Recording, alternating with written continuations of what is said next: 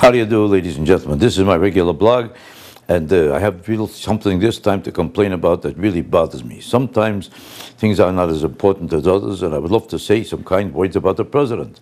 From the time he was elected, I was wishing him the best, and I was hoping that he has an idea that would save the economy. But let's be honest about it. If this stimulus package could really save the economy, don't you think the people who have bet on it on Wall Street would notice it? The average person who knows nothing about the economy and knows nothing all they know is that there's a lot of money being spent in a big package and a big deal and a big headline, and they know it's a big story and he's doing something very important. Ask them what? They have no idea. They say he's going to do something fantastic, like what? Whatever it is, it's going to be unbelievable. In what way? Whatever way. Hey, listen, you think I got time to read a paper? I'm busy.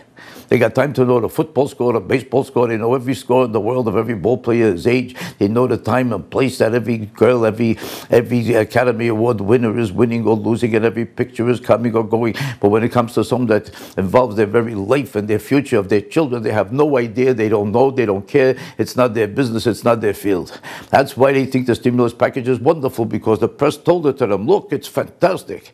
But the people who have to bet on it, whose lives are involved by investing in it. If you had to invest in it, would you invest in it? I got news for you. You wouldn't. You know how I know? Because if you knew what it's about, you wouldn't invest in it. Because the people on Wall Street whose future is involved in it refuse to invest in it. That's why the stock market is caving in, because it's betting on the future of this same stimulus plan that you might think is so great, which means that they're mortgaging your children's future. They are going to pay the debts for all the money that this is going to incur. It's as if you're building a house that's going to cost $30 million 30, 40, 50 years from now. And your children are going to have to pay the debts that you're incurring on your house. That's exactly what this whole plan is about. Besides which, it's creating a welfare system. That is the biggest, dumbest idea of all time. Clinton gave up the welfare system and created a wakefare system. Why? Why? Do you know why Clinton did it?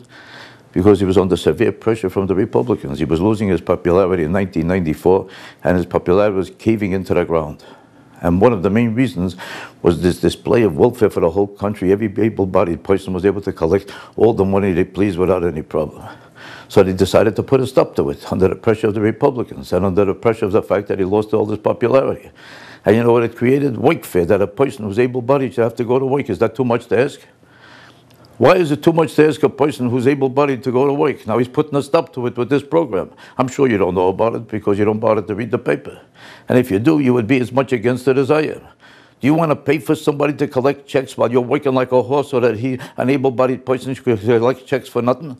Is that what you're proud of? That's one of the programs. Another thing is that he's going to build bridges and tunnels and oceans and rivers and kitchens and toilets, which means that if you're in the construction business, you'll have a job. Maybe not now, maybe 2 years from now, 3 years from now. It keeps going further and further. First, they were supposed to give you work right away, then a year from now, then 2, then 3. Now it sounds like 3 to 4 to 5 to 7. And what do you think is going to happen? If you're in the construction business, you'll have a job immediately. If you're building bridges and tunnels. But what if you're a singer? There's no jobs for singers. While you're fixing a toilet, is somebody going to sing to you? Is he going to make a living? What if you're building a bridge? What if you're banging against the wall and you're an accountant? What are you going to do? You're going to count how many nails you just put into the wall? Is that going to be your job? What if you're a doctor? How are you going to find a job?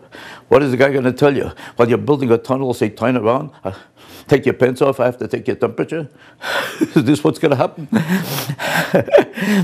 This is going to be jobs for people with shovels and pipes, and God bless them. Construction workers are the love of my life. They work harder than anybody, and I have the highest respect for them, and I'll be glad and thrilled and delighted that they'll have a job. But nobody else will ever have a job, and that's the fact of it, unless you got a shovel.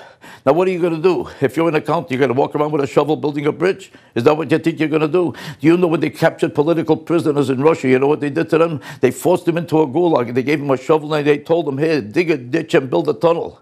And now, we know what's going to happen? The same people are going to do the same kind of a work that they did in a gulag. But you know what it's going to be called now? A stimulus package. This is nonsense, this is stupid, and it's about time we put a stop to it.